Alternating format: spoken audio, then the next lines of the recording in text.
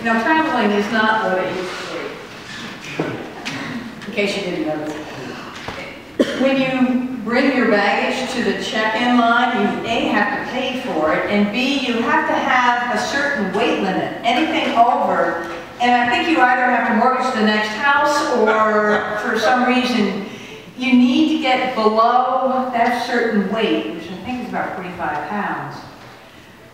A couple of weeks ago, we were checking in and we had our bags, and in front of us was a man who clearly had a suitcase that was overweight, because he and his wife were over on the side, and they had two things next to them. One was a trash bag and the other was a carry-on, and they were frantically going through that suitcase, unpacking everything to decide which was going to go where, whether it was going to be trash or whether it was going to go on a carry-on. I never actually did find out how eventually, how they did the suitcase. You know, our own baggage is about as heavy and as complicated.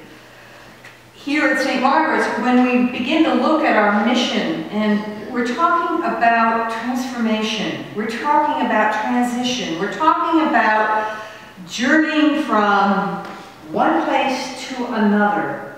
Whether it's from the moment you come into this church to the moment you leave. The assumption, the hope, is that you are transformed.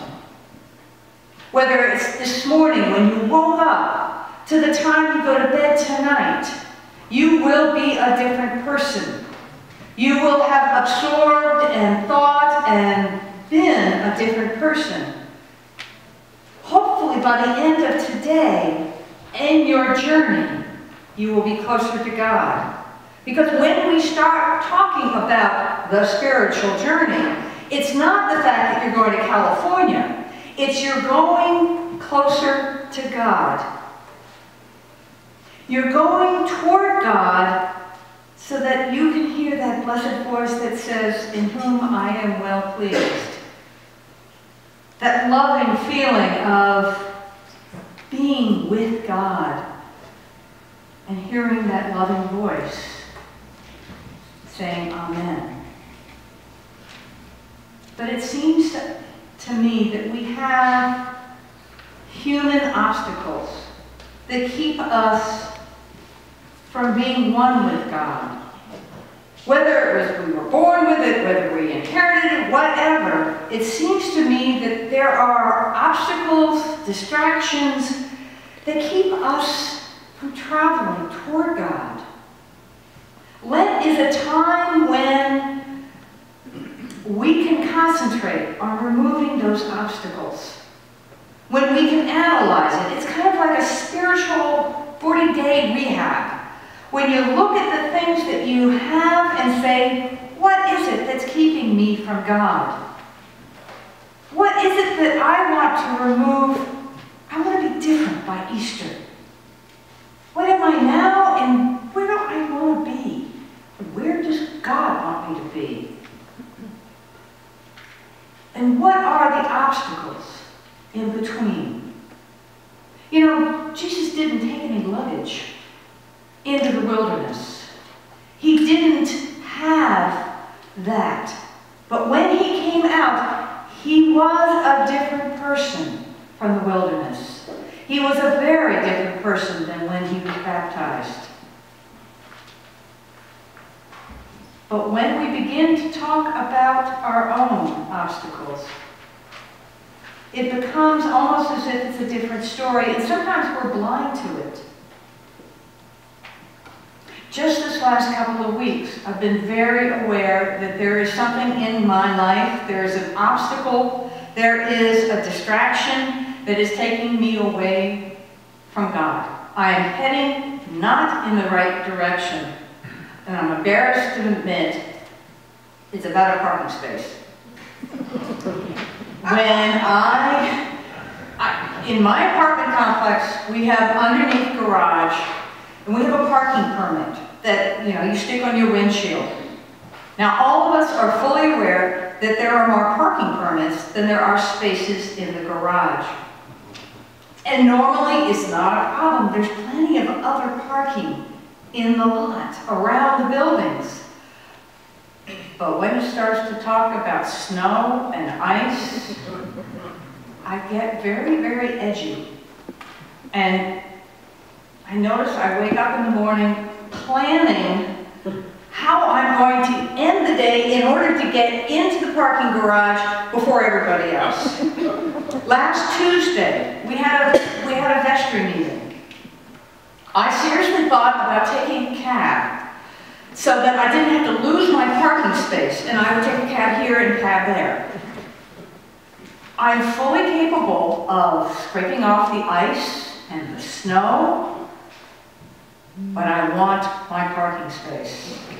I want it. And I want it so much that not only am I going to change my whole schedule, but I'm going to plan for it.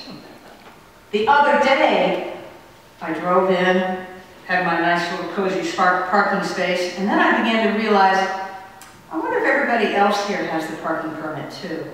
So I literally walked around the garage, making sure that everybody had a parking permit. And in fact, I found one that didn't. So I did my due diligence, and I wrote the rental agreement, the rental office, and said, oh, by the way, there's a Subaru in the garage that doesn't have a permit. And about 10 minutes later, they wrote back and said, well, actually it does. If you missed it, it's on the top right-hand corner under the shaded glass. I felt about 3 inches. This has clearly become something way more than about a parking space. And as a friend of mine says, don't you have anything other to think about besides world peace and feeding the hungry but your parking space? It is clear that it is not about my garage and my permits. It is about my fear of not having enough. It is about not only the fear of not enough for me, but the fact that you may have enough and I don't. You got my parking space and I didn't. Now, I can blame my childhood, I can blame my parents, but nobody carries baggage except for me. It's like my father, who had 3 daughters, when we would travel, his motto was, you carry your own bag. I carry this, and only I can unpack it. Only I can open up and say, wow, here it is again. Here I am, worried that I won't have enough, there won't be enough for me. Am I worried that there's not enough love from God for me? Yeah, kind of. I'm worried that God's going to love you more than God's going to love me, and there's not enough. This is one of those character defects that I may never get rid of, but I do know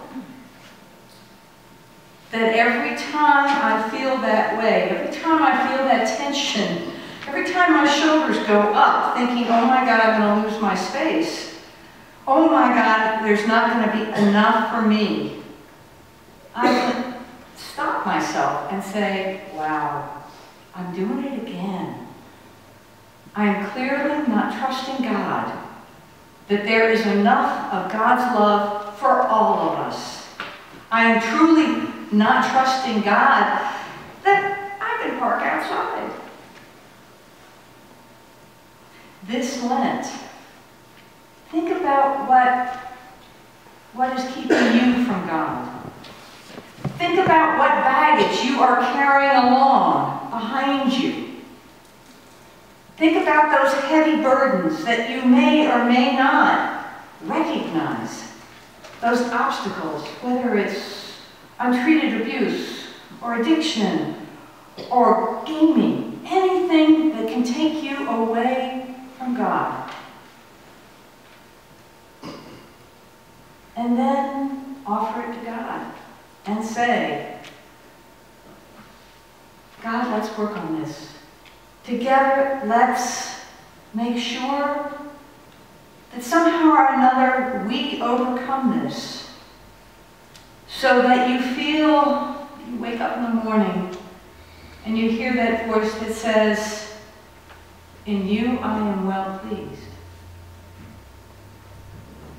Amen. Amen.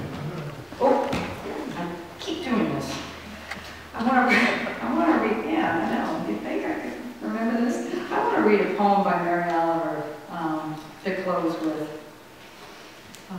This is from her book called Thirst. Another morning and I wake with thirst for the goodness I do not have. I walk out to the pond and all the way God has given us such beautiful lessons.